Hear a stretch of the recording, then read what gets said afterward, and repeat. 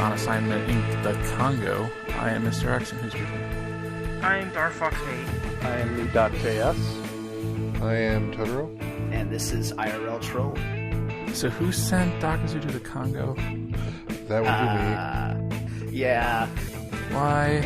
What was his assignment? His assignment is to come back alive and report on it. Actually, he's doing some in-depth, deep cover sort of Tomb Raider, checking out, like, see if it was based on the Congo, like some of the environments.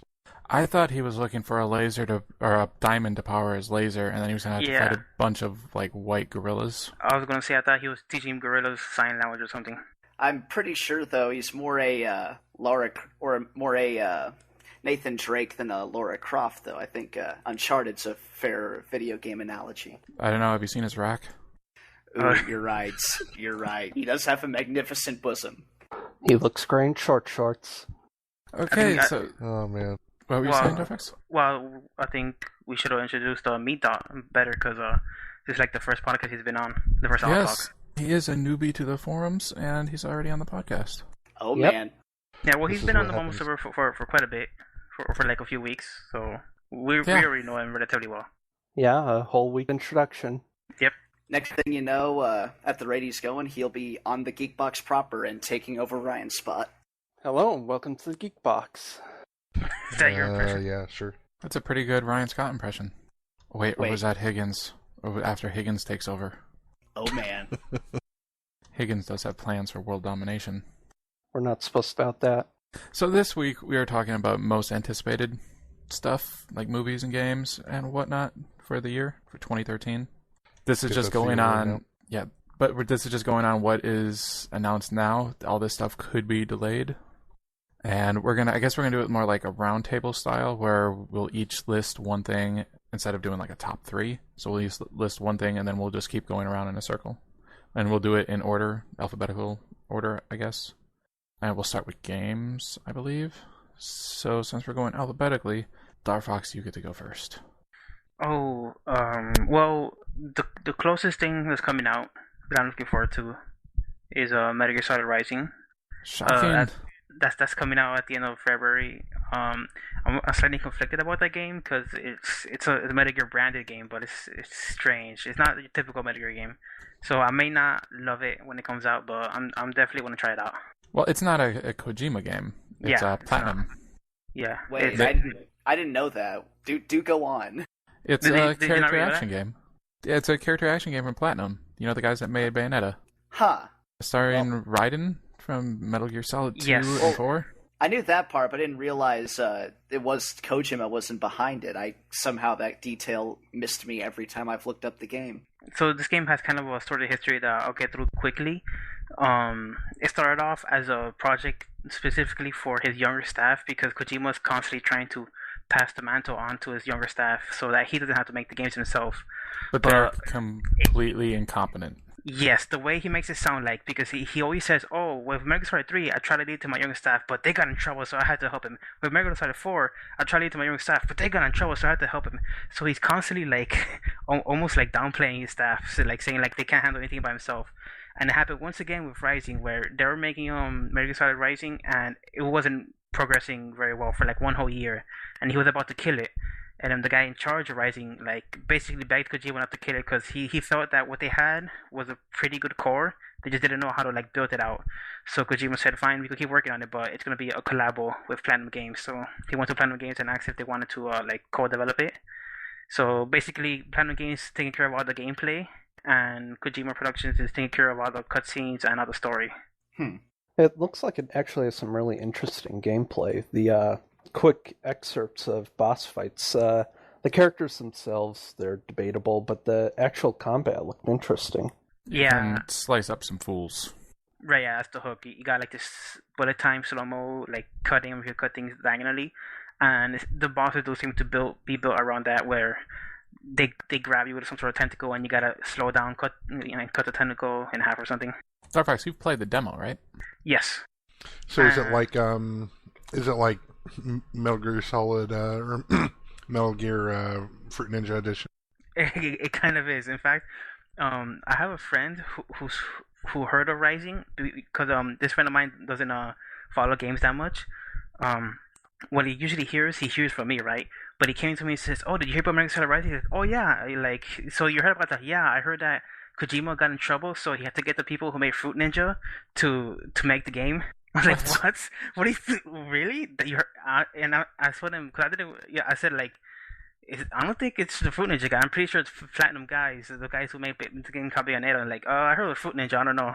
Maybe So there will be a Fruit Ninja clone on iPhone, and I will get that game. so I don't know who gave him those deets, but yeah, occasionally my friend comes to me with like stuff he's heard from like a GameStop employee or something. I was gonna kinda bet. wrong. I was gonna say I bet it's a GameStop manager. Yeah, It sounds like if you've ever watched SNL when they do the drunk uncle bit on Weekend Update, where the guy gets like he gets part of it right, or no, it's not drunk uncle, but there's like someone else. He's like, but he gets like part of the story right, but then like goes off on this completely different tangent. yeah, it kind of is like that. The lady that you don't want to start a conversation with. It's one of those. I think it's a Bobby Moynihan thing that they do. Anyway, go on. I think I'm wrapped up on Rising. I think we could go past the torch or the ball, whatever. Okay, MeDot, name a game. I'm going to name Watch Dogs, which was a game that was shown, I think, at the Ubisoft E3 presentation. It was basically the game they used to wrap up, and it looked amazing. They showed a quick gameplay demo, and it's this open world game. You can pretty much do anything in the city from what it looks like, and it actually looks really interesting. I remember watching that, and then the coolest thing about it was everything they showed was from the co-op, the multiplayer co-op game. Yeah, so that was the big reveal, was that they then panned out at the end, and then you got to saw the other guy. Yeah, I'm looking forward to that a lot. What's the exact conceit of Watch Dogs again? Like, I kind of saw that too, but I think I cut halfway through and went, well, the action sequences are cool, but what exactly is it supposed to be about? If I remember right, it's supposed to be like this hacker who's trying to reveal some secrets. I forget exactly the story, but the basic premise of the game is that it's completely open world, supposedly unscripted, though the demo was scripted at the end, from what I heard. Yeah, I don't know if there's anything about the story, but the that demo looked immediately really cool because like you're like some sort of inconspicuous guy with like a cap blending in, but you had like a super hacker cell phone. And with that cell phone, you were like hacking into other people's information. You're seeing like very classified information, like this person has AIDS or not. Yeah, So how many if they had an abortion or something. yeah, so he walked into a club looking for somebody, and then he hacked all of their info, and suddenly like other people had like info cards pop up, you know, like the UI interface like popped up on top of their heads, and it just seemed like a really cool idea to be like some sort of super hacker going around doing this stuff. It does, like, I was slightly disappointed when you start like shooting, like a third person shooter shooting. Yeah, but I mean, it's a video game, Yeah, so I mean, it was gonna be a shooter. who knows? Oh, sorry, go ahead. I was gonna say this just kind of makes me think of what it would really be like to be Batman. But then you'd just be going around to everyone saying, "I'm Batman." Goddamn Batman. Yeah, but also rumor is this will be a next-gen launch title, or launch window title. So And if that's rumors are to be believed, next gen starts this year. Yep. Oh man, Or if you're going by the Wii U last year, but that doesn't count. Kinda. exactly. does it X? No, Does it count? not at all. Okay. But yeah, that game looks really cool, and what they showed at E3 looked amazing. Just graphically, it looks so good. Just the guy walking down the street. I could watch animated GIFs of that all day.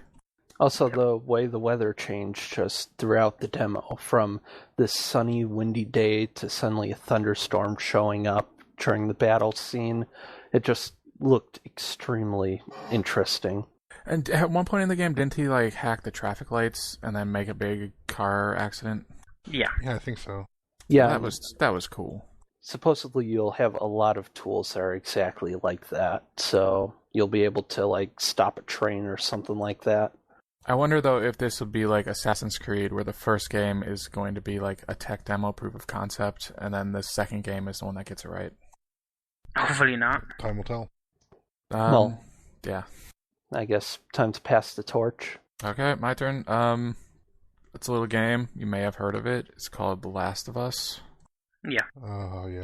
It's, from Naughty Dog, the guys that made Uncharted and Crash Bandicoot. I am indifferent. I hope it's good, of course, but I just have no excite towards it. It looks so good. Honestly, I really like the idea of the combat there. The AI looked amazing as long as that wasn't scripted. And I guess some rumors came out recently that you'll have to scavenge for food and stuff in the game. It sounds really cool.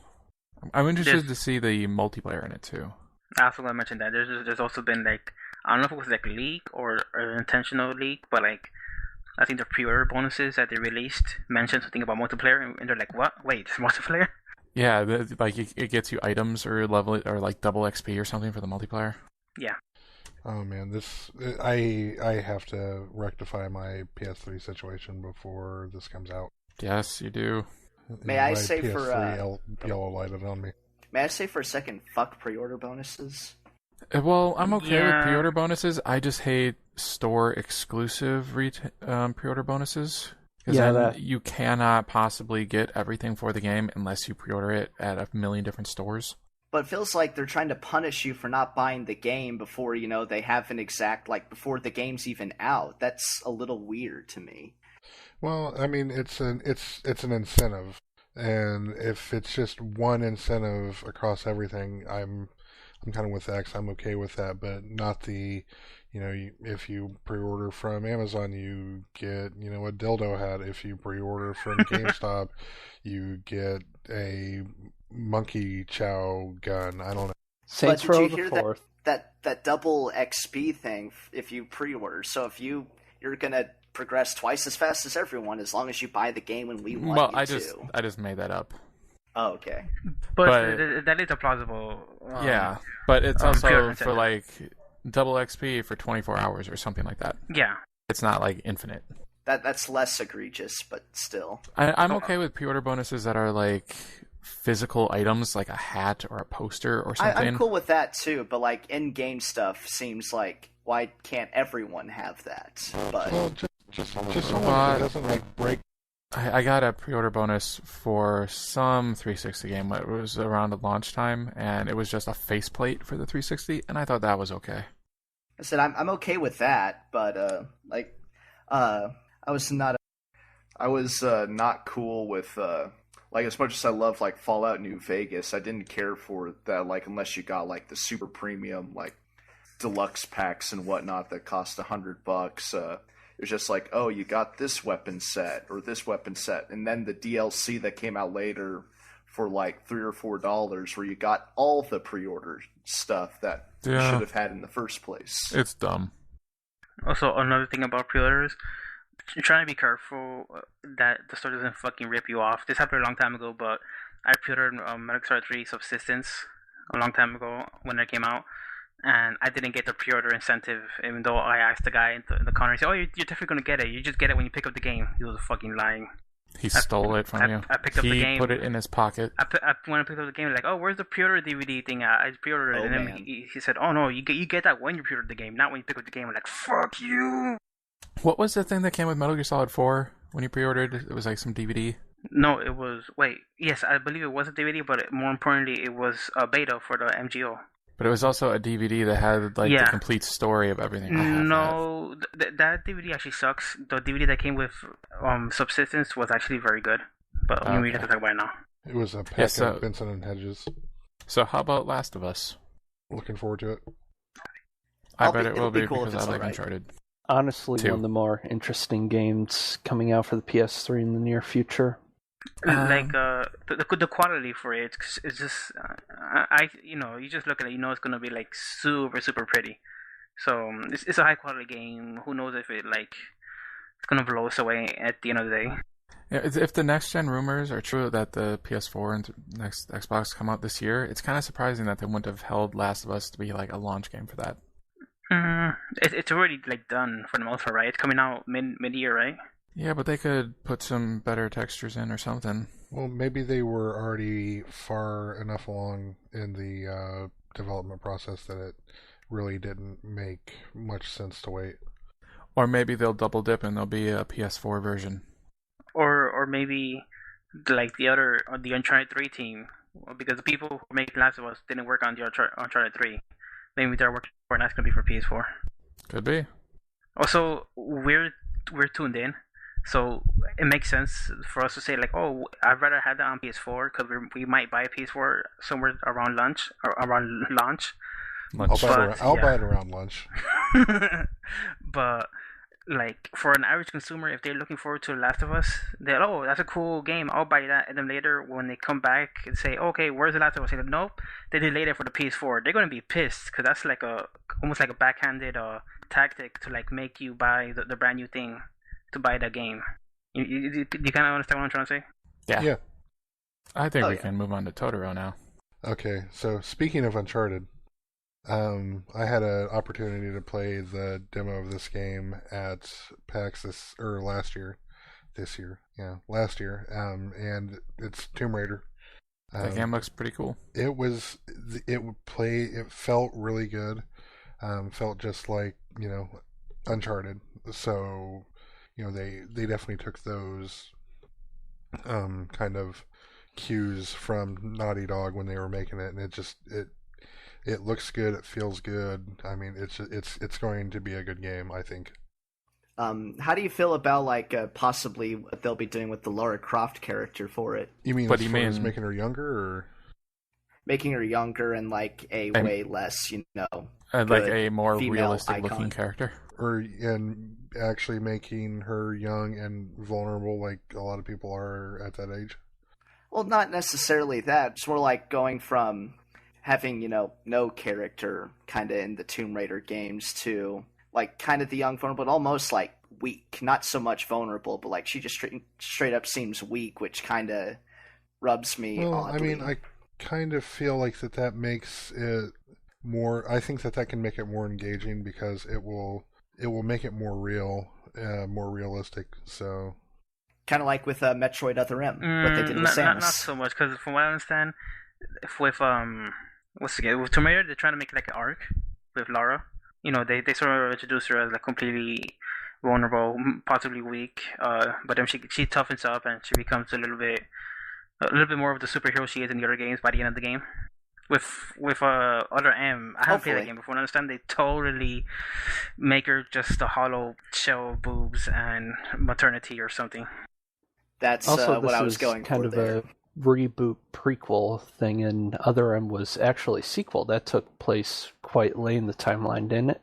Yeah, that's why a lot of people dislike that, because she went through some crazy shit throughout these games, and this game is Other M is supposed to take place after that. But for some reason she falls apart when she's confronted with all this danger. She starts crying and shit. Yeah, starts crying when she sees Ridley for the 7th time in her life. But how do you feel about what they were saying? They want to make the player protect Laura. That was weird and dumb. That one's the odd one. That's what rubs me wrong about this. I don't think that reflects that much on the game. I think that was a producer being kind of boneheaded and saying something he didn't really think through. But it's kind of weird. I kind of feel like, I don't want anything bad to happen to any of my characters. So I don't know why they expect me to treat this version of Lara Croft to be any different. Yeah, exactly. Unless you're controlling a really annoying character, but then you wouldn't have been playing the game. Yeah, well, it's playing through Infamous. If you take Cole as an asshole, and you go down that path, it's you don't care. I don't know that you don't care about him quite as much, but you definitely don't feel like he needs protection, I guess. Or even playing Portal 2, I don't feel like Chell needs protection either. So I don't know. I guess it can cut either way. It kind of implied that they were saying that she wouldn't be able to take care of herself and would need you to take care of her. I guess that's one way that you could take it. Well, but I mean, I think the thing to understand about that though is that she's young and inexperienced in this game. So it was probably the bad way to put what they wanted to say. It made it sound like anime. They saw It like was more very anime. poorly We're like, worded. oh, this is some stupid girl who you gotta take care of, nerds. I bet you've never seen a girl before. Here you go. Yeah, anyway, let's go on. Move on, Troll. All right. Kind of was torn on a couple here, but I think I've decided on Pokemon X and Y. Yes. It was going to be either that or Fire Emblem Awakening or but you Total have to War name more later. Rome 2. Oh, I know. But I said, yeah, I'm going to go with Pokemon X and Y here. I am very pumped for Pokemon Stadium type battles all the time, always, and fully 3D, like 3D game. I don't know Pokemon, anything about if this that game. makes sense. It's Is a it just Pokemon. another? Is it just another Pokemon? It is, but the environments are 3D, right? It is, yes, and like it's fully 3D, like full 3D environment, full 3D battles, and so on. It should So be it awesome. has polygons it better be instead awesome. of sprites. Yes, exactly. Yes. Honestly, Innovative. honestly, this is probably going to be the first Pokemon game in a while I've picked up because I've skipped the last few ones, but this one definitely does look a lot more interesting than the past few games. You know, I have never played a Pokemon, and I don't plan on breaking my record. Yeah, I played Blue way back in the day when it first came out. I picked up Soul Silver when it came out, but I never really got into it very much, and I'm debating whether or not that I'm going to pick this one up. I kind of went down the Pokemon rabbit hole and have yet to reemerge. I am in love with the Pokemans. Yeah, I think this is definitely one of those things that if I still lived near my nephew, and if it was something that like he was playing, that I would definitely be more inclined to do it. But I don't know if I will. Yeah, I mean, when I was a kid, I was more into the cartoon than I was the game because I tried playing like I think it was Pokemon Red, and I got into like Sabrina, which is a psychic Pokemon gym master, and like I got to like her castle or whatever. Fifth Pokemon Gym I got to Master. like Get it her right. castle, which had a lot of like mazes and warps and stuff like that. It was like her place was pretty hard, right? Yep. That's when the game like says, all right, you've grown up. This is gonna be some hardcore RPG shit, right? That's kind of where I got up to. I never really played more than that in any Pokemon game. Oh yeah, like they do actually provide some pretty cool and like slightly different challenges in it, despite rehashing the same like overall formula throughout the series. And kind of for me, Pokemon was like my intro into RPGs. I think that's true for a lot of people, actually. Final Fantasy VII was the first RPG I played. Super Mario RPG was mine.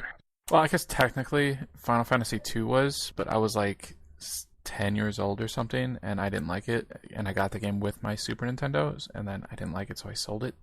Man. Pokemon that was my first introduction. The original Final Fantasy was my first RPG. Not unless you... well, I always kind of consider Legend of Zelda to be an adventure game, not an RPG. I know that some people... Well, action adventure. Yeah. So... Though some people classify as Zelda 2 as an RPG if you played that one first. That may have been almost simultaneous. But yeah. Anyway, shall we move on? I guess now it's time to name Yes. a movie. So it goes back to Dark Fox. Oh my! I wasn't expecting the movies. I would say Man of Steel. Kenzo's looking forward to that too. Yeah. Well, who isn't? Besides people who don't like Superman. You know, I have said some things about Superman in the past. Oh yes.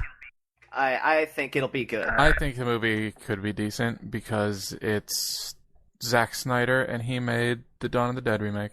Well, but I mean, it's also being produced by Nolan, so that fills me with some hope. Some people really hate Yeah, Zack Snyder, though. That movie's Because so of bad. Sucker That's Punch. just like one bad movie out of like 3 or 4 that are pretty damn good. Yeah, I like all of his movies except that one. Well, and like people are divided over Watchmen. I liked it a lot, but like there's like it's kind of Sucker Punch, and then people are very divisive on there are Watchmen. definitely parts of Watchmen where it's like, are you fucking kidding me? Where it felt like it was completely, I know a lot of people talk. Well, a lot of people point Schlocky. to the Hallelujah fucking scene, and it's like that to me is like an absolute nadir in in filmmaking history. It's like you've got to be fucking kidding me. But like then so you have that, and then that's like a horrible musical cue, and I don't think that the sex scene really works well. But then you have like a musical cue at the beginning when they do the Times Are Changing with the Minutemen thing, and that was like outstanding. So I don't know. It's like even within the same movie, even within one movie, it can go either way. Yeah, like the sex scene, like the music cue. Oh yeah, terrible. Like, but that sex scene is supposed to be awkward because Owlman's a very awkward guy without the costume on. Or Night Owl. Wow, I said Owl. Well, Good lord. I don't agree with that 100%. We probably shouldn't get too deep into Watchmen's story. But like he had an unfortunate aborted attempt to fuck that girl previously in the story, and that was really awkward because he couldn't fuck her. But then that was the scene where they finally got all the way through it. So I don't know if it was supposed to be that awkward, but it felt awkward. I was awkward watching it in the theater.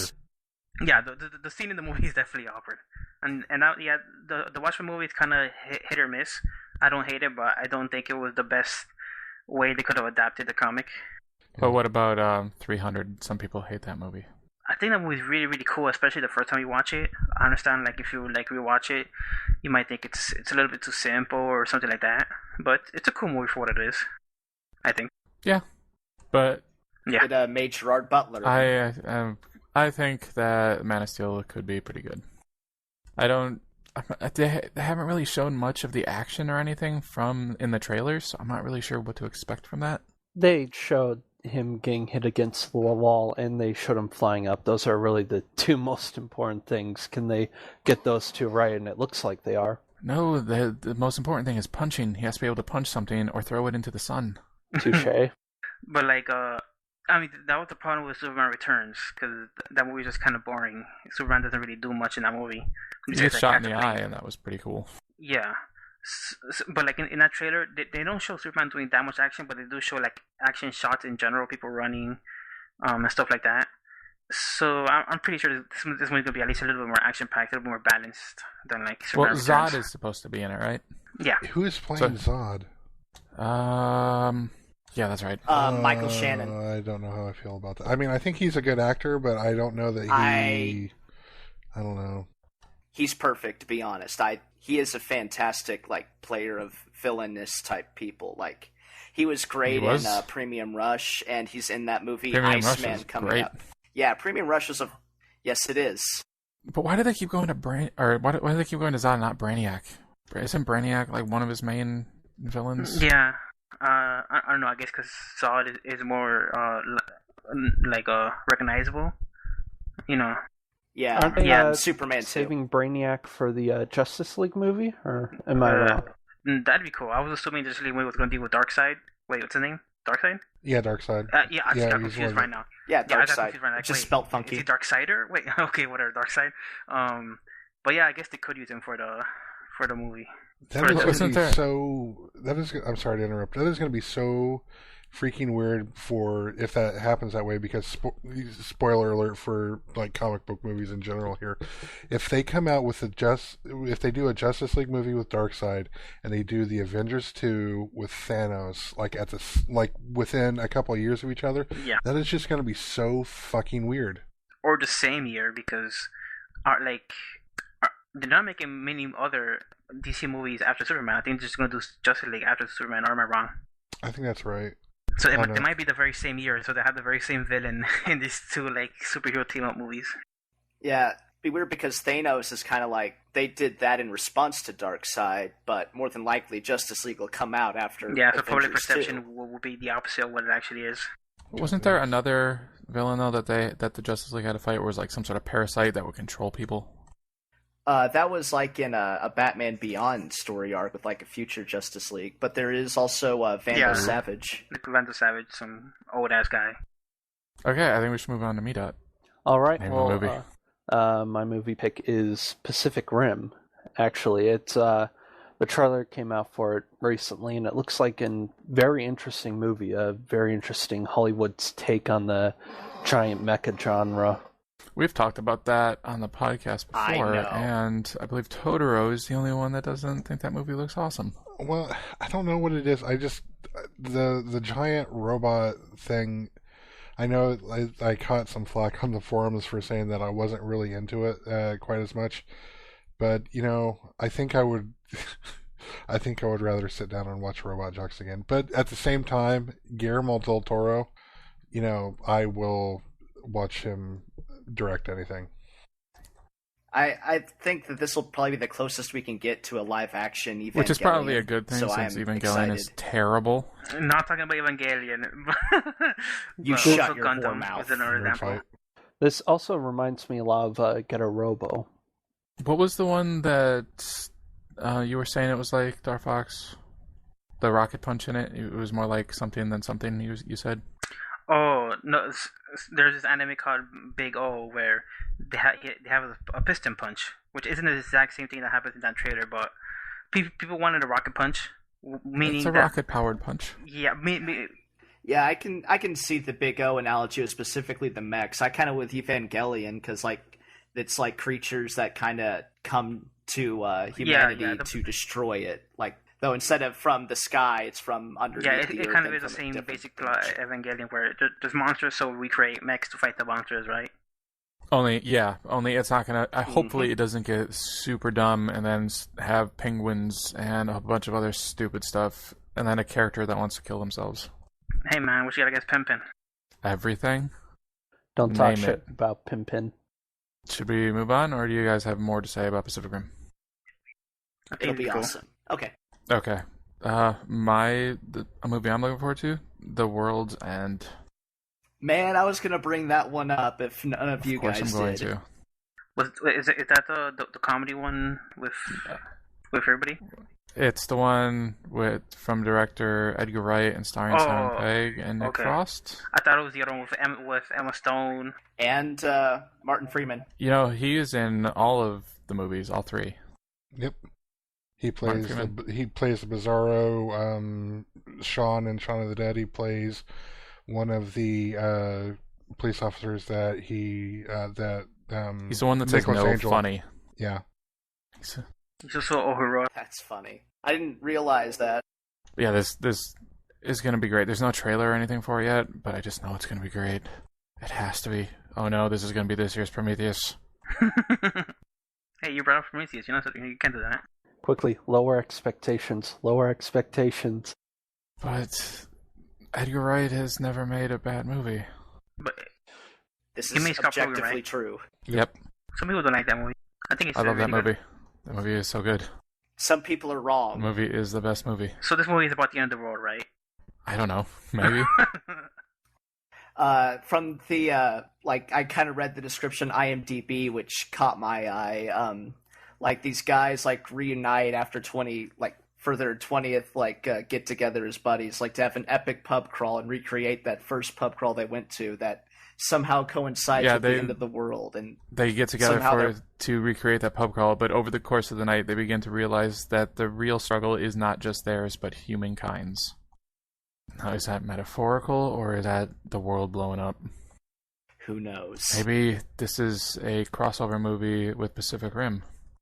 Yeah, they fight their own Jaeger, yeah, whatever it's called, Jaeger. Jaeger bomb. I would watch that. I would watch a movie with Simon Pegg and Nick Frost piloting giant robots. Who wouldn't? Bad people. Totoro, do you have anything to say about this? 3-flavor cornetto.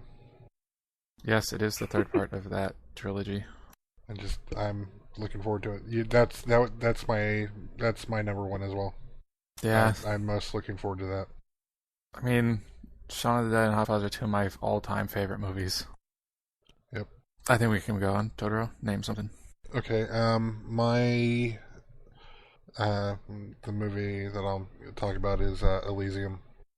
There are photos released of that. Yeah, which this for those who don't know, this is Neil Blomkamp's sophomore effort after doing District 9. That's what really has me on board with this. Is I'm not sure about the premise yet, but so far at least Neil Blomkamp can't do any wrong. That's fantastic. District 9? Yeah, District 9 is great. But, so, Matt Damon with a gun isn't enough to get you on board? Jodie Foster might be though She's too. gonna be Who bald with knows? a gun. If only. Yeah, it just God, he has for me like Neil Blomkamp just has like so much sort of capital built up with me after just how imaginative District 9 was. Yeah, that movie was super low budget for what it was. But it looked like it cost. It looked like a $200 million movie, and it was Yeah. actually like a $30 million movie or something like that. Low budget movies may come up for the Moviebox True. pick later. We're getting ahead of ourselves though. You know, William Fincher is in Elysium. Who that? He was the bank manager in The Dark Knight at the beginning. Oh, that guy. Yeah, I know Yeah. I know his face. Everybody knows his face, they just don't know his name. Yeah, I don't. He was also in Jailbreak. He was like in a lot of things.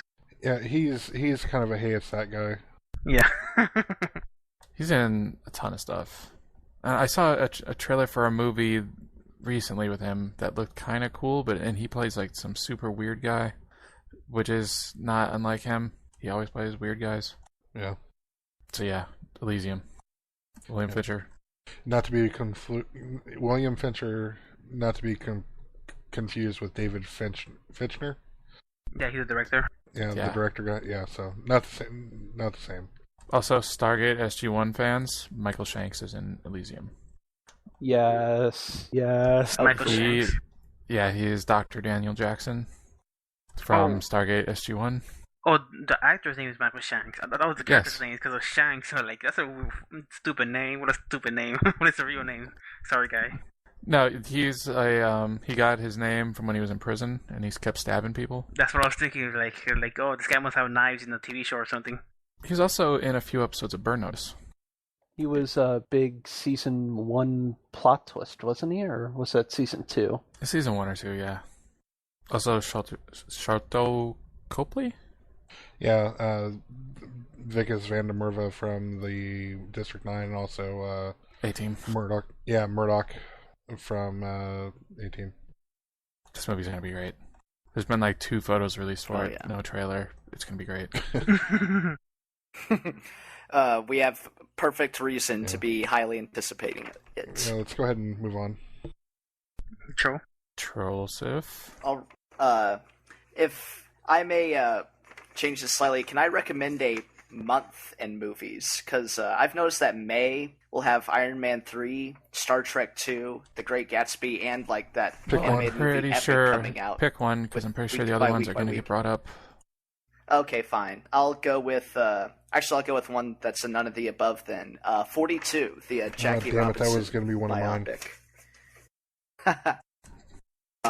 I'm very excited to see that, and for some reason I want to believe that Jackie Robinson is why Douglas Adams picked 42 as the You know, answer I don't to like sports, everything. but I like sports movies. Yeah, I I was going to say, this just, Go for it. I mean, Harrison Ford as Branch Rickey, for those who aren't familiar with kind of how the story of it, at least from what I understand of the story of how Jackie Robinson came, but Branch Rickey was the general manager of the Brooklyn Dodgers at the time, and yeah, I think he just flat out decided that he wanted to go ahead and break the color barrier, and he was just looking for the right player. And even though that there were I mean, don't get me wrong, Jackie Robinson is like an all-time great among like all-time greats, but I think he was just looking for the right player. And even though there may have been, you know, better players out there for them to have to help out their club, you know, I think Jackie Robinson was just a man who came. He had the right level of talent at the right time, and had the right mindset for that. And it talks, I know in the trailer for it, he talks about like a lot of you know, having they wanted a guy who had the guts to not fight back against people who didn't have who would basically, you know, call him, you know, every name under the sun. And that was actually, that I know for a fact that part of the story is like really true, that basically. Like, I think it was for the first, like, there was a first set amount of time, like it may have been the first like 2, 3, 4, maybe even 5 years that he was in the big leagues, that Branch Rickey actually didn't want him to really react at all. But then after that time, he basically told Jackie that he can do whatever he wants if he wants to curse back at people for cursing him or calling him some really horrible names, to that he had the sort of leeway to do that. So sorry to dominate so much there. Oh, yeah. There's just so much to that story that's so cool and so good that I'm really looking forward to it too, and I'm glad you brought it up. Oh yeah, exactly. It's a fantastic story. Like I kind of like back in middle school when we would first be introduced like that arc. I really kind of went deep into that afterwards, and yeah, this is kind of a movie that I didn't realize I wanted to see until it was made. Okay, I think we should move on again. So we're going to go around again, back to games, to Darfox. In my turn for games? Yep. I choose, because I'm contractually obligated to do so, the Phantom Pain / Metal Gear Solid V, or whatever the next Metal Gear game after Revengeance is. Not much more to say. Coming out this year? Maybe? That's the thing. Not much more to say besides it's just a huge mystery. Yeah. Totoro, you can zone It's out a for a couple thing. minutes if you want. Yeah, no, that's the thing. Thank you. I don't think I don't think I'm going to talk much about it besides saying that the main reason I believe it's coming out this year is because Kojima has talked a lot about how they need to make games faster, because there's a lot of like Western games that are really, really good and they don't take like 6 years to make, like they take Metal Gear games to make. So that would make it seem like they want to get this game out, if not this year, then early next year. And it's been a few years since there's been like an HD console Metal Gear game out. Yeah. Not a port. Right. Well, I mean, how long has it been since Metal Gear Solid 4? 2008, was it? Or 7? I got the instruction manual right here. 2007. So. Oh no, So 2008. 5 years? 2008. Yeah. And then, correct me, that was the last actual proper console. They made a portable HD game console. called Peace Walker. Yeah, there's Right. Peace Walker. Which That's is a a big portable game. game. Yeah, but but and that it's was a big game. originally called Metal Gear Solid 5. Yeah. And so yeah, it's been like for Peace One Arrow, there's only one Metal Gear game, Metal Gear Solid 1. For Peace Arrow, there was 2 Metal Gear games, 2 and 3. So who knows if there needs to be a Metal Gear game in this generation? But it'd be nice if it comes out at the end of the year. Well, Metal Gear Rising, that's a Metal Gear game. It's not what I want out of a Metal Gear game. So far, there's been 2 games mentioned by Darfox, both of them Metal Gear. Yep. See a pattern. Somebody has to do this.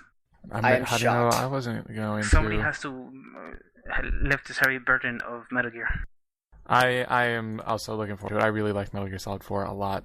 It's a good game. That was my favorite game the year it came out. I 3 agree. is the worst. 3 is the best. I agree with Troll. Everyone else agrees with Thank me. you, Kenzo. I I did called that on you purpose. Kenzo. Although Kenzo didn't say so, I'm Maybe. sure he's also really looking forward to the new Metal Gear. I think I'm done. I think it's your turn, MeDot. Okay, MeDot. All right. Well, my pick is actually going to be one we haven't heard too much of, but it's going to be Project Destiny, which is the new Bungie game coming out. And basically, I say this because it has one of the most interesting stories in a game I've ever heard of. The whole Destiny floating above the planet, and basically this whole setting that they've constructed for this game. Speaking of District 9, with floating above the city. Yeah, well, it's more floating above the entire planet. This one isn't the story like the whole planet's been wiped out, and then there's a thing floating above the last city protecting it? Yeah, and then there's the people in the last city pick warriors called knights, and that's basically who you're going to play as. And this is supposed to be like this large-scale single-player and multiplayer game, and it actually sounds really interesting, even though we haven't heard too much about it except for leaked documents and court documents. Well, it's supposed to be an MMO, right? Is it a... I think it's supposed to be like a single player multiplayer hybrid, right? Yeah, it's supposed to it's supposed to walk the line. It's not an MMO, but it's pretty much the closest you're going to get without actually getting an MMO. I think it's a Multiplayer online. Yes. It's a MOG, multiplayer online game.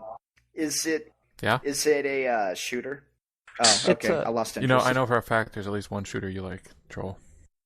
This is true, and that's the only one. But yeah, I mean, we haven't heard too much about it, so that's pretty much all I can say about it, other than it seems like... Actually, no, I can say something else. There's a lot of buzz around the fact that apparently Bungie has been putting references for this game into previous games for a long time. Yeah, wasn't there a reference in ODST?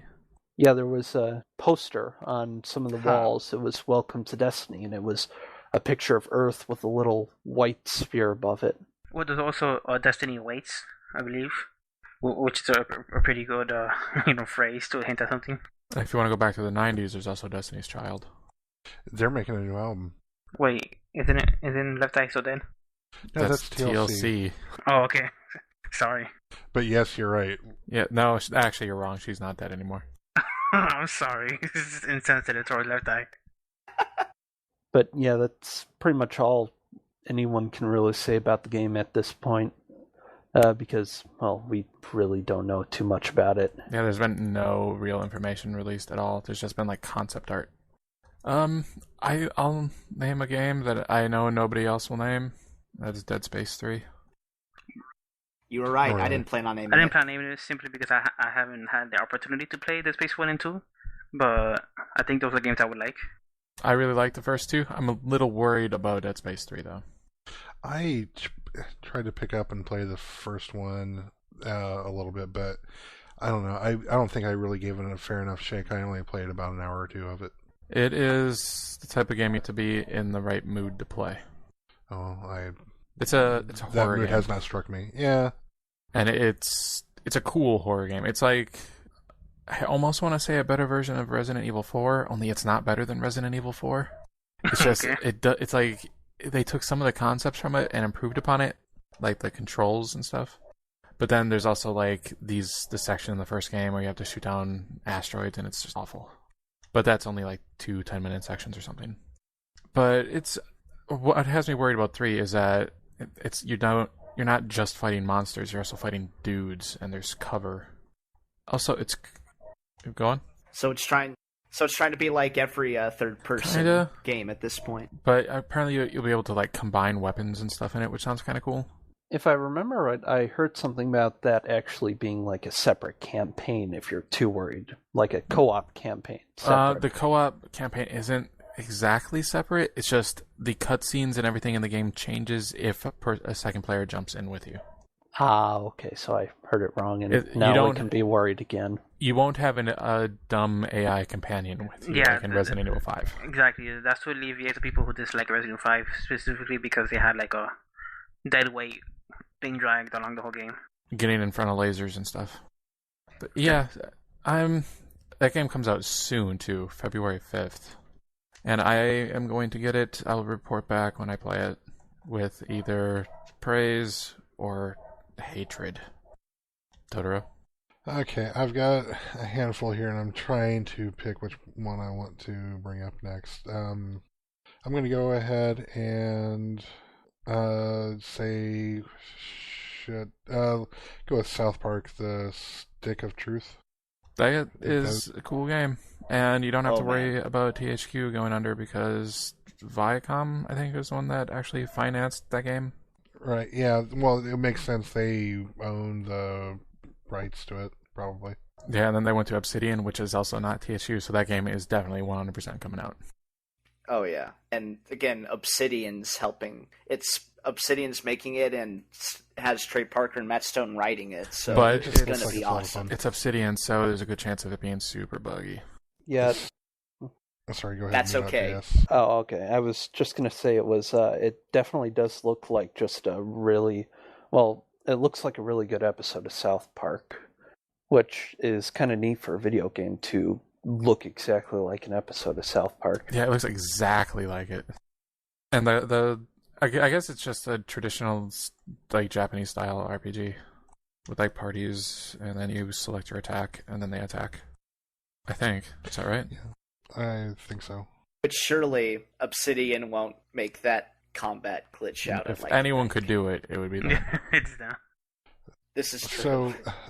So, can someone refresh my memory? Is this a 360 exclusive, or is this also coming out on PS3? I think it's multi-platform. I want to say it's coming to PC too, but I'm not positive. I think it is like hitting PS3. I'd honestly be shocked if it wasn't, but who knows? Maybe there's some sort of deal. According to Wikipedia, it's going to be across all three, so yeah. Okay. It's even going to be on OnLive. Wait, isn't that Good for dead? them. Yes. Well, Wikipedia says that it's going to be on the cloud, and then in parentheses, OnLive. I'm seeing some janitor over there is running the servers. I don't know. They laid everyone off, so I have no idea who's running that. Well, the website is still up. well, that's the one. So the one server that runs the website is also going to run South Park: The Stick of Truth. Well, okay then. You can play that on your can hear it here netbook. first. Because OnLive will play on anything. Play it on your cell phone. Oh man. I think we can move on. Yeah. Troll. All right. This has kind of been rehashed like for the last couple of weeks on the Geekbox podcast proper, but Fire Emblem Awakening. I can't wait for that shuffling game. papers? Do you have a big stack of lists? Yeah.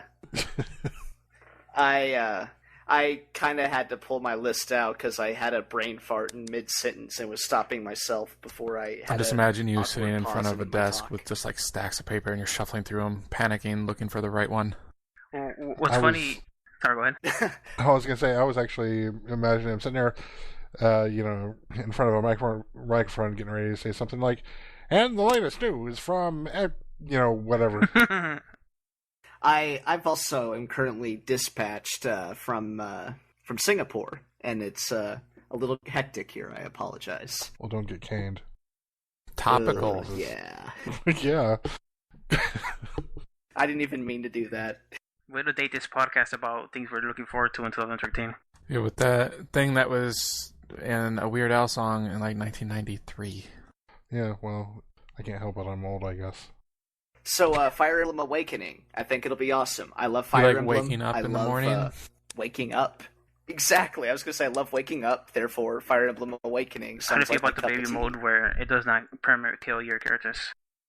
I just Is will it not not an play insult that. to the legacy of Fire Emblem or anything like that? I think it's kind of more a slap in the face to Western gamers in general, not so much the series.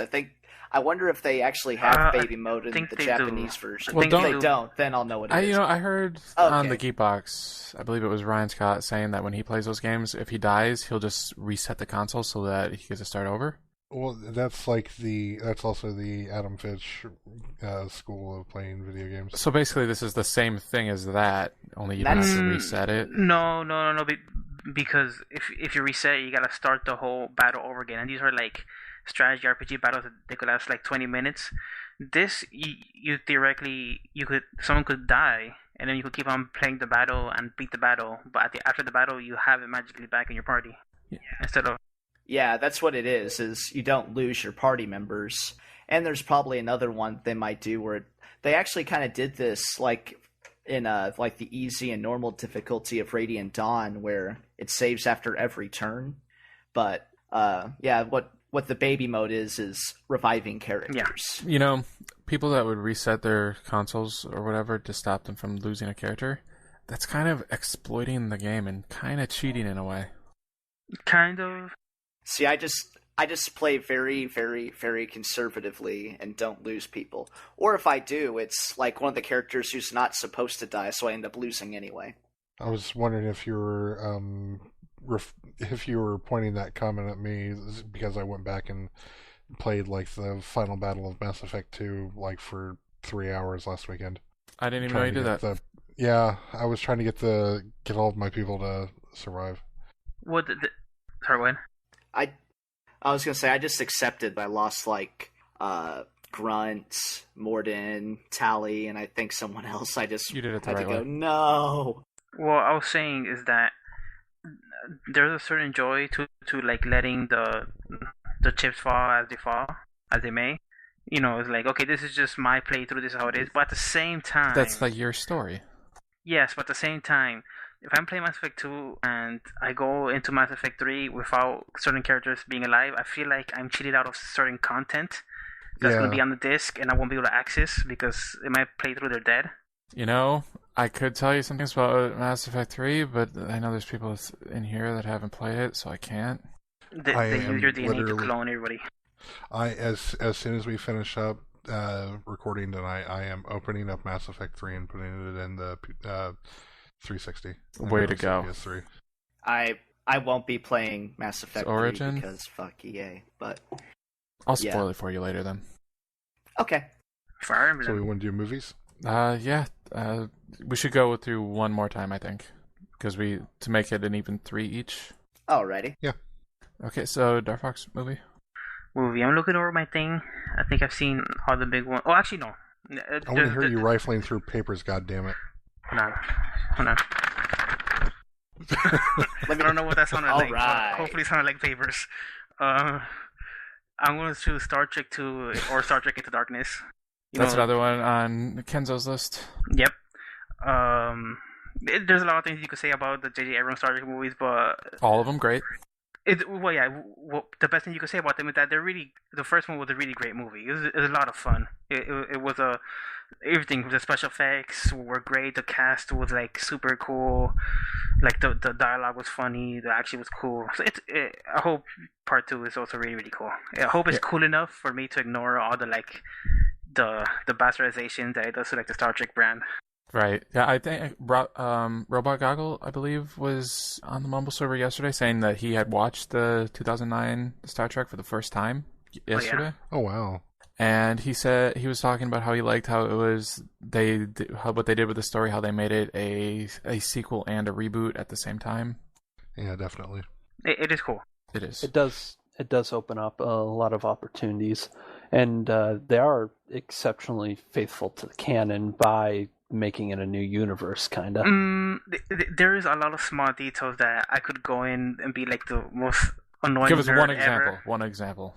Well, the one example in my head is a super like geeky. So the first time in the original series that they see the Romulans, it was a big deal because they knew of the Romulan Empire, but they didn't know what they looked like. They didn't know who they were. They just knew that, like Spock knew that they had a sort of relation to his own people, the Vulcans, right? So the first time they see the Romulans, they look exactly like Spock. So they look at Spock and they're all distrustful of him because they think he's some sort of spy or something. So that's a big deal in the original Star Trek universe, right? It's like the first time they see, that's like almost like the first contact with the Romulans. But in the movie, they don't really care about the first contact with the Romulans because the movie takes place before that happened in the original series. So in the movie, they're like, oh, you're a Romulan, but then Eric Banner says, oh, I don't represent the Empire, and that's it. They just brush it aside. Like nobody's like shocked that this is the first encounter with the Romulans. So I call bullshit. Yeah, but I don't know. Since there's like one thing that is changed, I mean, I guess you could conceivably, it could be possible that other things have changed, and that even prior to that. Well, no, that was when they first went back in time. That is the change. That is the point of the change. Well, but the only thing I'm saying is that it's possible that if they put the photon torpedoes in backwards, that that something else could have changed at some other point. That what I'm trying to say is that I think that it could be like easily explainable, like in a universe. It can be. If they wanted to appease the idiot nerd of me, they could throw one throwaway line in there saying that this is the first time they saw the Romulans was before that, whatever. Yeah. That's just an example. Sorry. And something else that I realized that, thinking about it and thinking about that 2009 movie, and also thinking about what we've seen so far, because they came out with that, like, what was it, 7 or 9 minute opening of Into Darkness? Yeah, and it had Mickey from Doctor Who. Yeah, and so they had all that, and I'm just realizing that, they've not, like, spoken word one about Klingons yet. That is true. Klingons were actually in the first 2009 movie, but they cut it out, and you only hear them mentioned like in like brief scenes. But they showed Klingons in the original 2009 J.J. Abrams movie. Oh, really? Okay, I must have just missed it. Now, that's the other thing is, like, in the original series... Oh, God, never mind. You know what? Never mind. Well, the original series, the Klingons look kind of weird. Kind of scruffy. Human. Yeah. They look Mexican or something. I don't know. Well, it's kind of... Well, I almost kind of spoiled something. I'm gonna let it go. Yeah, let's just move on. Okay, me done. Or if anything else that Darfox wants to talk about in the Darkness specifically. No, it's hopefully it's a cool movie. I think it looks pretty awesome. Me dot. Okay, so my pick is actually Jack Ryan, which not much known about other than that. Speaking of Star Trek. Yeah, speaking of Chris Pine. Yeah, it has Chris Pine in it as Jack Ryan. And it's supposed to come out Christmas this year, but it's probably going to be pushed back to next year. Movies come out on Christmas. Yeah, but I'm talking about this far ahead. Anything could happen. Yeah. Well, this is true, but usually when they put a date out like that for movies, movies get delayed much less frequently than games. I mainly name this because even the bad Jack Ryan movies are still pretty good movies, or at least okay movies. I don't know if I've ever actually seen one. Yeah, man. I was getting ready to say, let's run down here. You know, who's your favorite Jack Ryan between the ones that we've seen? I'll just say Harrison Ford. What? Harrison Ford played him, right? Yeah, Harrison Ford, Patriot Games, and Clear and Present Danger. Okay, yeah. When in doubt, go with Indiana Jones. Yeah. He was pretty good. I think I actually kind of liked Ben Affleck playing Jack Ryan. Well, I was actually going to go with Alec Baldwin because Hunt for October is just such a great movie. It's probably my favorite of the 4 so far. Yeah, it is pretty good. Yeah, that was probably the better one. And it also had Sean Connery as... I forgot the... Yeah, those two really actually kind of worked well together. But yeah, I'm just excited for it based on the fact that it's a Jack Ryan film. It's probably going to be good. Yeah, I would imagine this is going to be them like going back to the beginning of his career. So, and I've not followed I've Wikipedia'd like some of the books. I know that I know that certain things happen to his career where he becomes elevated in his position, but yeah, it's I wonder if they're ever going to get to that point. Should we move on? Probably. Okay.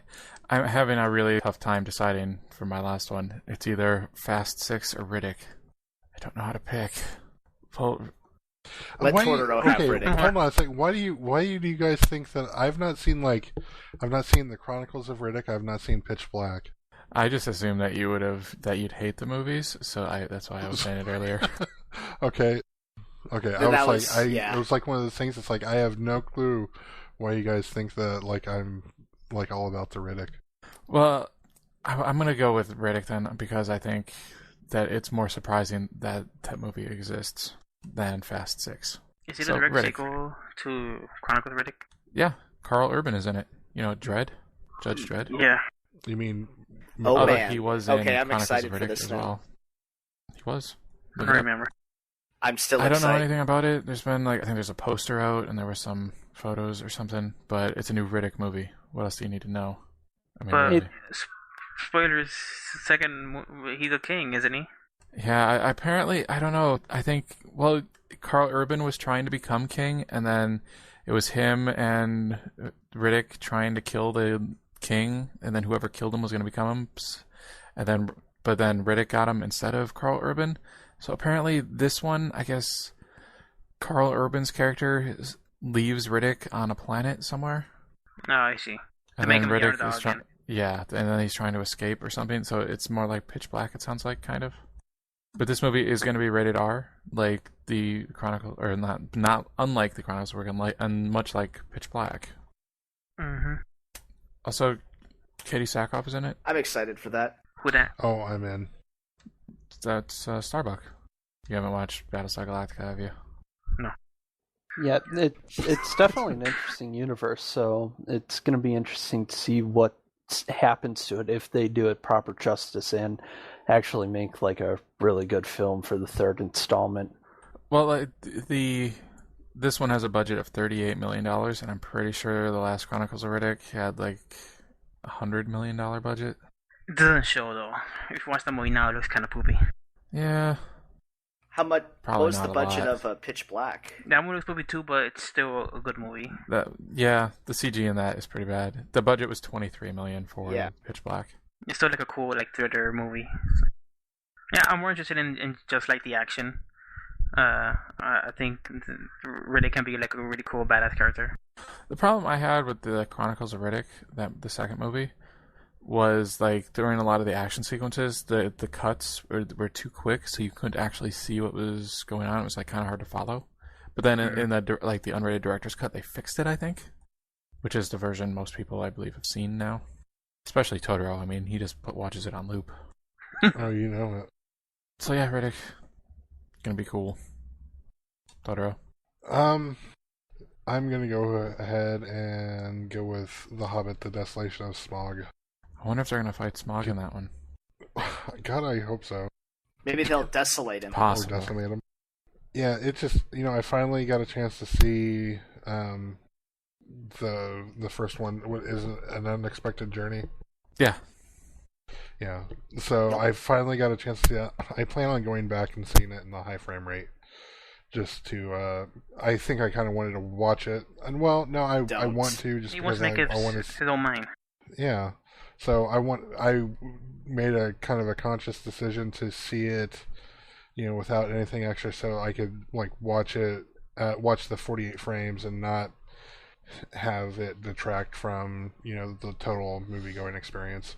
But no, I'm definitely looking forward to the second film, because I definitely, one of my kind of, I don't want to say major gripes about the first one is that I felt like they didn't have a chance to get much in the way of character development for a number of the dwarves. I'd say they only had like about 4 or 5 of the 13 that really felt like they had any depth to them at all. I agree. And I think it has so much potential, and I think that the second one could really solidify the Hobbit trilogy as being wholly, like WHOLLY, wholly and completely superior to Lord of the Rings.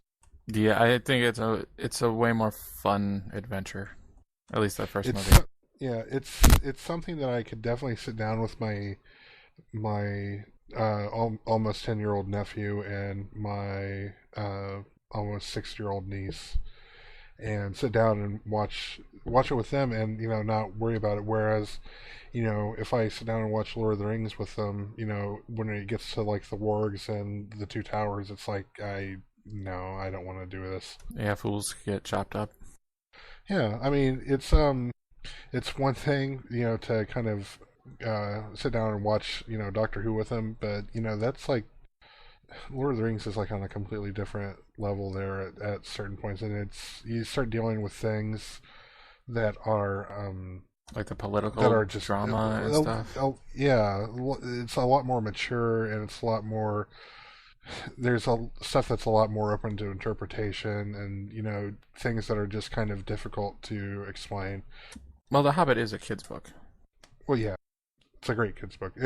I would probably call that like one of the greatest children's book, if not the greatest children's book. It's no monster at the end of the book, which is the best. But anyway, so that's mine. Okay, anyone have anything else to add on that one? I still gotta watch the first Hobbit. I think it'll be cool. That's about all I have. Okay, it's good. Go do it. Troll. Didn't quite come to a consensus with myself here, but I'm gonna go ahead and say that I think Ender's Game would be interesting. I've always been interested in that. The only thing I know about it is that it's kind of a famous sci-fi, story. But not the director, the writer, the author of the book, is like a homophobe. Yeah. Orson Scott Card. He's a somewhere Mormon. in the Congo. Dakazu is screaming at the top of his lungs. Yeah, Dakazu was very adamant about not supporting anything that guy's involved with, which I understand. I think that's a perfectly good stance to take, but I don't think that's something that should be imposed upon everybody.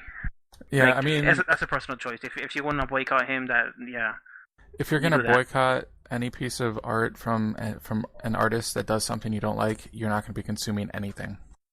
Right. Well, and this is kind of why I don't like a lot Yeah. of things that happen in our current society, where we know like everything about like every celebrity or every artist. It's like I don't want to know like what my literary heroes' political beliefs are, because then I'm gonna fucking hate them. Yeah. And I don't want to do that. I don't. Exactly. And to be quite honest, I mean, what a piece of art says to me, may not necessarily be what the artist had intended, and therefore, it's completely open to my own thoughts, and I can take it and think that it means something different, and then it can speak to me in a different way. I like some Guns N' Roses songs, but I do not like Axl Rose. Yeah, you gotta detach the artist from the art. Dick. Yeah, like Bruce Willis has some interesting political beliefs, but I still love the Die Hard movies and And a good people chunk of his like movies in H.P. general. Lovecraft, and he was super racist. Oh my god, that dude was. He was a racist. Yep. The most racist of racists. Also, funny side story, just to talk quickly, my dad really, really loves Clint Eastwood, but after the Republican convention, he's like, oh no, I can't watch all these movies I love. I'm like, no, you can watch him still. It doesn't matter if he's crazy, old man. It just And to be honest, like that kind of was a parody where I don't think people realize that was a huge joke. well, that was his I'm attempt not at happy, stand-up but that's comedy, neither and here he nor is there. not a stand-up comedian. No. He should have Exactly, sat down on that exactly. chair. Get it? Sorry. Should have been a sit-down comedian because he's Yeah, he's exactly. old. So anything so- else about Ender's Game? About Ender's Game. I think it will be I the don't- game-ending move. I don't know anything about this or anything about the series of books, so anything that I'm kind of told about it or anything, if I sit down and watch this, I'll basically be going into it as a completely blank slate. So that's always a fun thing to do. I know Harrison So I may Ford. try that. Harrison Ford is in it. I know, and Ben Kingsley. And Ben Kingsley Yes, is he only is. in the best of movies. He's only done like 5 Uwe Boll movies. In the running with Christian Slater. Yeah, I think he's been in some with Christian Slater, maybe. And True. he was Gandhi. That is true. That is factually correct. It is a thing that happened. So we want to go through. I'm sorry. Go ahead. So yeah, Ender's Game could be pretty cool. So I think we need to move on to Moviebox. What do you think? Before we do go into that, X, you and I That is have true. seen I have The seen it. Last Stand, right? And I thought it was funny how many What did you, trailers there think of was it? for Bruce Willis movies before it. Oh my gosh, I think there was one non-Bruce Willis movie that was a trailer there, and that's because it was a Dwayne Johnson movie, and There's there were only like 3 2 Dwayne Johnson Rock trailers trailers. that I saw. Was Pain and Gain one of them? No, Snitch was. Oh. G.I. Joe. Yep, Snitch and But okay, 2. Bruce Willis was also Yep. in G.I. Joe. Pork chop sandwiches. But yeah, that movie, I thought it was okay. Yeah. There wasn't actually as much action as I thought there would be, and it wasn't stylized like I thought it would be, like The Good, Bad, the Weird. Yeah, like that's what I didn't initially realize that the guy who directed The Good, the Bad, and the Weird directed this until like I was watching the movie going, this feels like an Eastern action movie, but with Arnold Schwarzenegger and Luis Guzman and so forth. And Now, then I was might like, be oh. crazy, but did Johnny Knoxville's character remind you of like an anime comic relief character? I mean, not like a I don't normal, understand. not like a normal comic relief character like in like Western movies, but specifically anime. Was he perverted or something like that? No, Is he that was just why? doing really dumb things that like a cartoon character would do. Oh yeah, like his character was basically That a cartoon. or kind of like completely that's what he was a retarded. cartoon. Like there was Poor a guy. scene where he's like, "I know, I have a better idea," because they're trying to make this roadblock.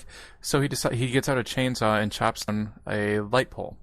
But they're like, "No, you can't. The wire, it's still attached at the top. It won't fall." And then he cuts through and it doesn't fall. So then he climbs the pole and just starts shaking on it to get it to fall. Just And yeah, of course it With him falls. yes, with him on it. And other movie that I saw too, like I marathoned, like I had today off again, and I marathoned that and Zero Dark 30. Really? And holy shit, that's a good movie. That doesn't seem like the type of movie Totoro yeah. would be into. Yeah. That's too bad. It's a great movie. I was like, I'm sure like I can have an idea of what your objections to it might be, and is it a don't worry, 100% pro-American it's movie? good. No, it's actually not remotely jingoistic. Well, that's good. Jingoistic. And like kind of the torture scenes, like it's kind of a show not tell with that. They're not like, you know, trying to glorify it anyway. In fact, they kind of make it look like this is a gritty thing that people have to or did do. And like one of the characters, of course, like kind of with real life, just gets sick of it and quits because he's like, I can't do this anymore and still feel like a decent person. From what I understand of the story was like that, from what I've read, and I may be wrong, I may have misread, but like that didn't happen at all, so why even put it in there? Well, it's a movie still, but well, senators have come out like even against then, like, this movie saying that stuff never happened and shouldn't be in the movie. Well, do they I don't know want to for get sure? too much on this, but I don't know, whatever. yeah, I think they know enough to speak competently about, you know, that, but I don't want to go into it too much. But this is from the director of Near Dark. Who cares about that? Near Dark. And Hurt Locker. Near Dark. Hurt Locker. I don't think you've seen Near Dark. Hurt Locker. Near Dark 30. You're right. Didn't one of you guys say recently on Mumble that this was supposed to be a completely different movie than Hunting Bin Laden? It was supposed to be their failed attempt at hunting Bin Laden, but then when they were in the middle of like making it or getting ready to make it, they got him. So then they changed it. Ah. There was a Jimmy Fallon movie like that. You know, when I was watching, because the first time I saw a preview for this, I was watching Argo, and in the theaters, and when I first saw it, I was taken aback a bit because it, like from the opening bits of the trailer, it actually looked like Homeland, the movie, or something. That seems like something you'd be really into. But it's very good. Yeah, it would be, but I don't know. I'm embarrassed for not knowing Jessica the lead Chastain. actress's name, but I don't. Yeah, she is fantastic in it. Like, I think she's up for an Oscar for lead actress. Supporting, maybe? And I hope she gets it. Yeah, I don't. Let's not talk about Oscars ever again. Well, we should know. All right. We got some memory. I've slept since then. Well, before we move on to Moviebox, I just want to say there are a lot of movies and games that we didn't mention in this list that we did not forget about. It's just there's a time constraint. We can't talk about everything. But if there's something that you guys would like us to talk about, send us a tweet at alltalk podcast on Twitter. Or just show up on the mobile server and we could talk to you directly. And tell us how stupid we are. Well, you are pretty... For picking this goddamn movie. Jesus. Okay, yeah, Moviebox time. What was your dumb movie troll?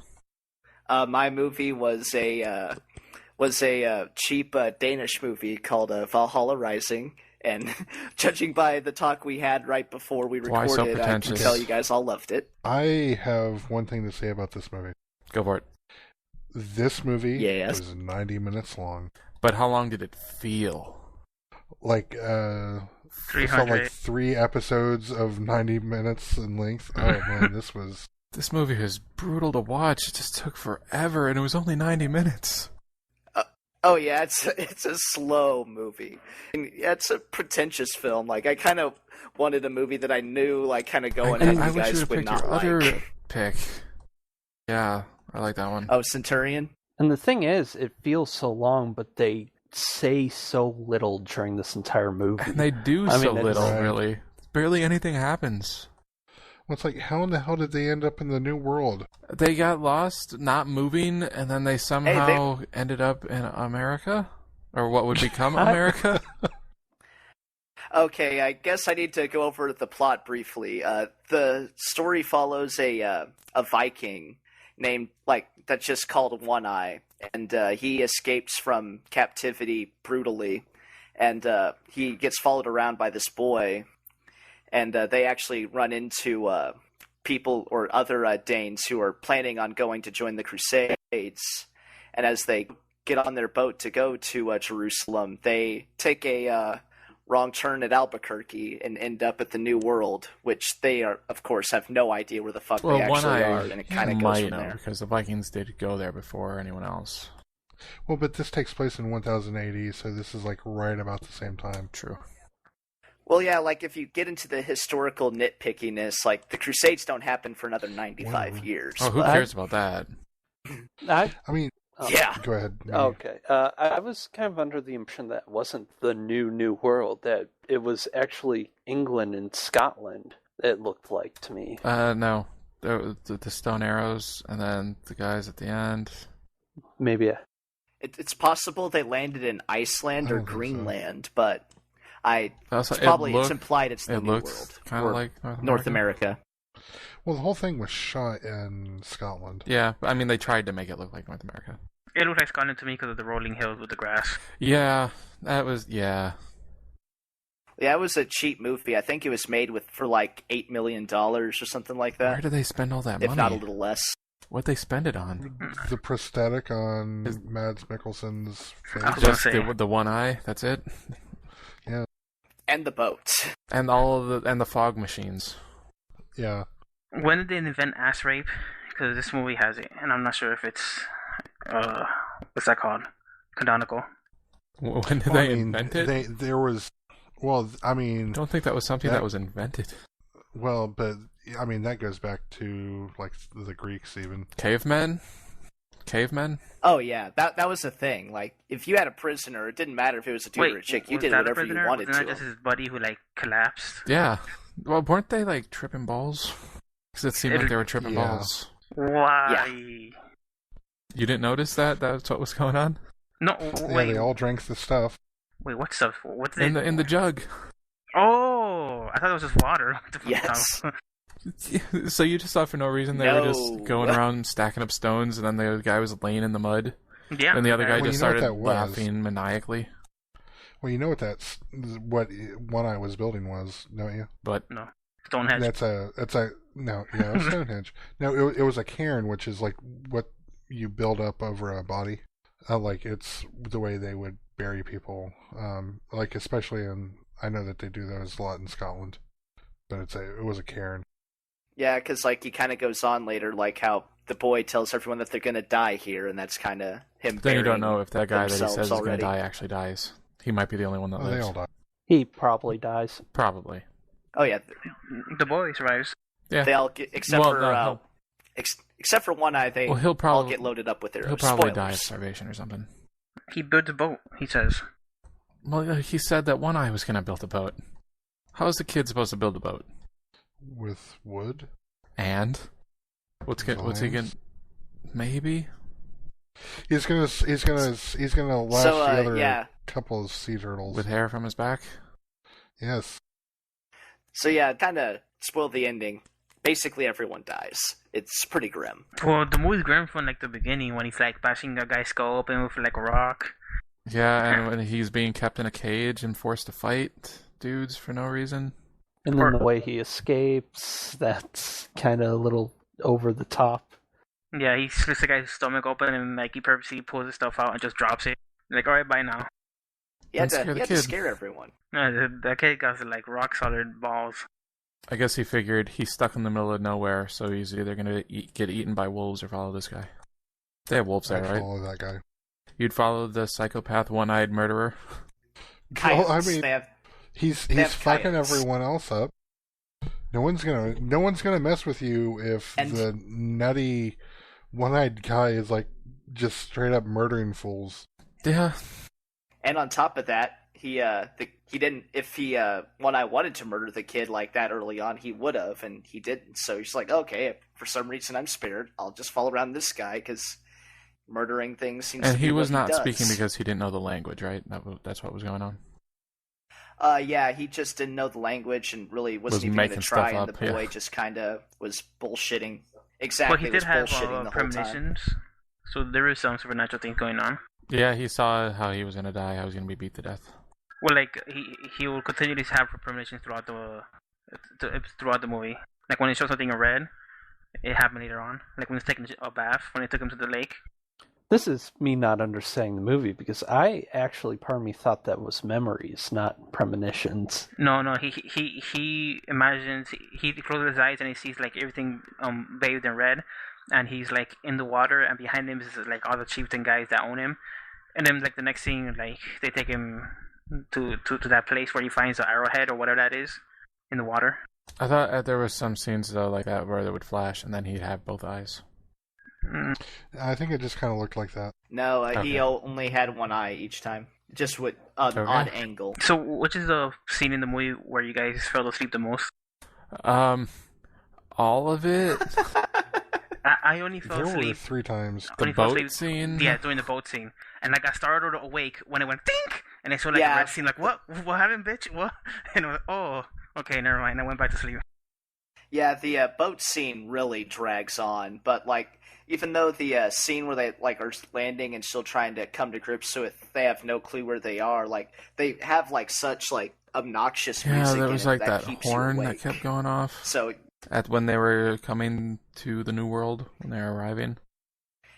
and the weird Yeah. rock music when they were tripping. It was almost dubstep, but not quite. And did anyone catch why the Native Americans were just killing them outright? Like if you saw like, you know, kind of like the weird like little pyres and whatnot that they had, like the bodies like kind of like on like that rack, that was kind of a burial ground where they were at, and they were desecrated Yeah. by being there. They also put up the giant cross right in the middle of it. But then they got out of there. They were trying to get away from that to stop, and then they were still killed. Yeah, Oh no. you can't go. Once you there's no desecrate take their back seat grave. with the Indians. I suppose. I would like to say that I don't think the movie's complete shit. I just don't think it's great, and Just mostly. Yeah, no.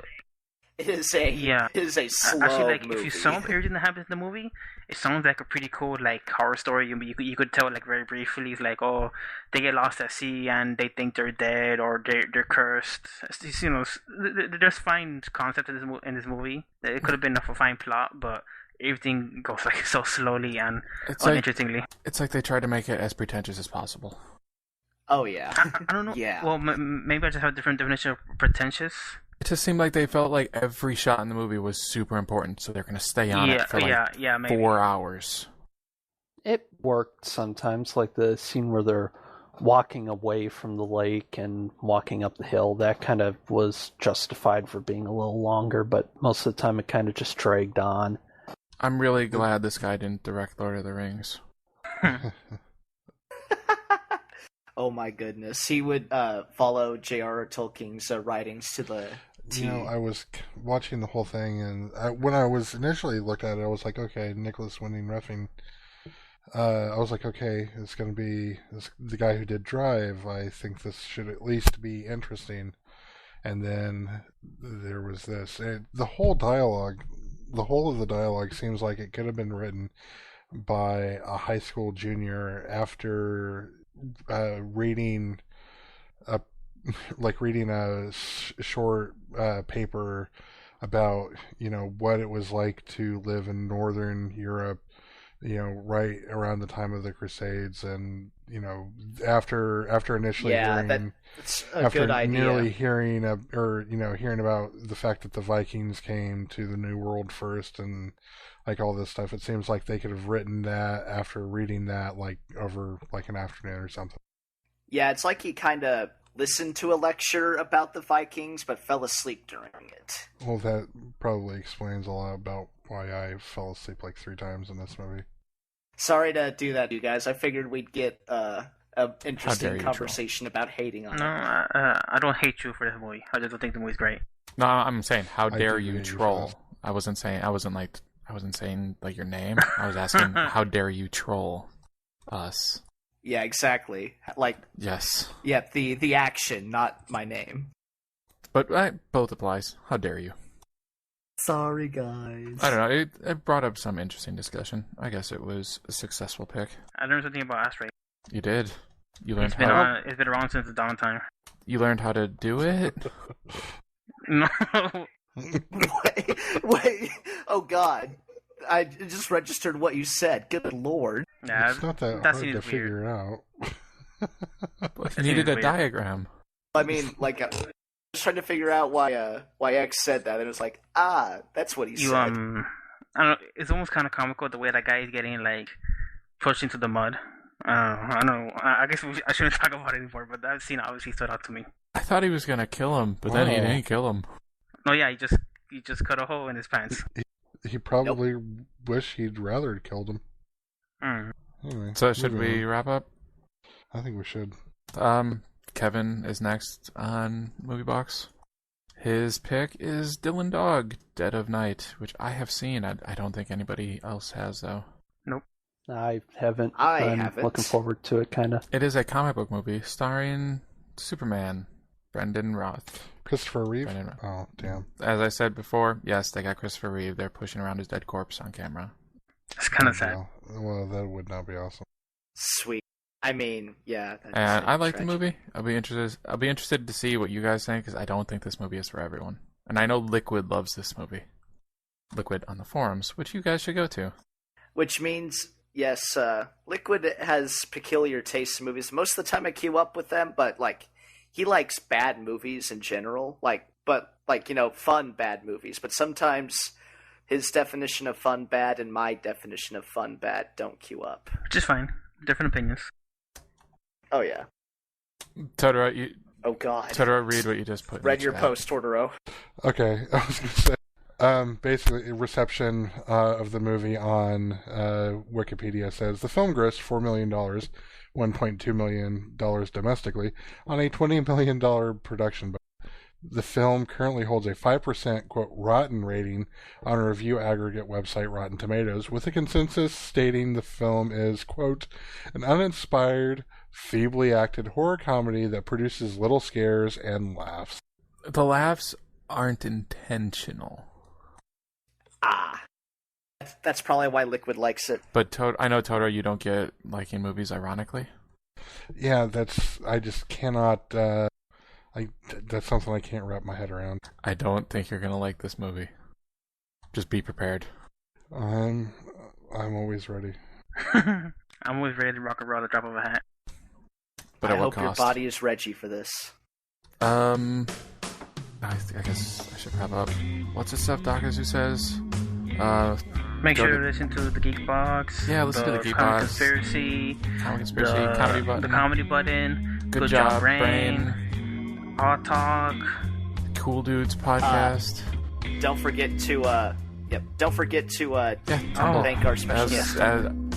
With us as always is Tumble. All right. The Jim That's Tar right. Marlon Perkins. Say hi, Tumble.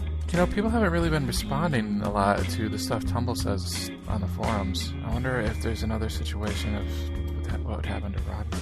On the forums. Yeah, I always delete his audio. That's too bad. Yeah, Tumble, whoa, Tumble, dude, you don't need to generalize a whole, group of people like that. That's, Totoro, I see why you do it. Whoa, dude, how do you know that Dakazu has a cat? Dakazu is a cat? That's been a well-guarded secret in alltalk history. Forums.geekbox.net. Yeah, Tumble let's just cut said this whole Tumble last just said 5 last minutes, week. please. I want to let you guys know. Of course. Did he show you a diagram, Darfog? No, he just described how to do it. You guys heard. Now I know. Yeah. This podcast Okay. is falling apart. Dakazu should be back from the Congo next week. I think, right? That's what's happening? And next week should be a special episode, right? Because this was episode 51 and 52. Oh man, year anniversary. I think I'll that's try and right. be there. Am I right? Next week is 1 year? Yeah, that'll be the first one that we actually put out on our RSS feed and did all official Okay, we're gonna have to try to do something special, I think. I think Dakazu should send us some cool treats from Hawaii, birthday I think cake or something. in honor of his favorite movie, Les Mis, I think Dakazu will be singing the entire podcast. He'll sing instead of to speak all of the stuff he wants to say. And then But only him, no one else. Right. Well, and then in honor of your favorite movie of 2012, you'll do everything in a really oddball fashion, like in Prometheus. You'll just do things randomly that won't make sense. Oh, I'll be the guy responsible for creating the map and then get lost? Yeah, exactly. Sounds good. Okay, review us on iTunes Alright. and what's that other thing? Stitcher? How's Annie? Stitcher? Yeah, we are on Stitcher. Yes. We are on Stitcher. Are we on Stitcher? Yeah, you Holy should shit. download us on Stitcher and give us the thumbs up. I think that's how you review on there. Thumbs up. And I think that about covers everything, right, guys? Yes, sir. Well, Very hopefully. much. I Bye. love Alright. you. Bye. I love you. In And the you. last stand, And you. that's the movie Arnold And Schwarzenegger, right? you. Yes. Does he use his extra skin Yes. to wrap people up and like lasso people in? No, unfortunately, but he makes a joke about being an immigrant. Wait, It what does about- happen. Is this X-Men: The Last Stand? No, No. remember when Arnold The Last Schwarzenegger was in Stand. X-Men: The Last Stand and he was playing Professor X? No, he was a plastic man where Don't you he know could the stretch Dewey out. Decimal System? Alright, bye bye. No, we should keep Bye. going. Bye. Hello and welcome to All Talk. That was actually quite fun being on a podcast again after so many years.